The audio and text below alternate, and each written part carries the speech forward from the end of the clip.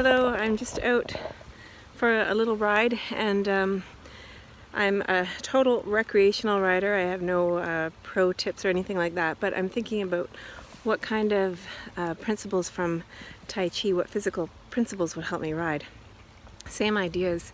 I notice when I start, my shoulders might be a little high and tense and I'm gripping the handlebar.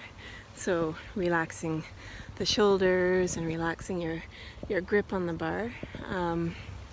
I also notice that my knees can tend to hug in toward the center, so I'm trying to keep them over top of my feet, more aligned with my feet, and also just sinking my weight down.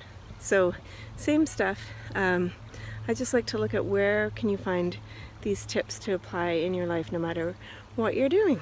So, okay. Ooh. Out having a nice ride.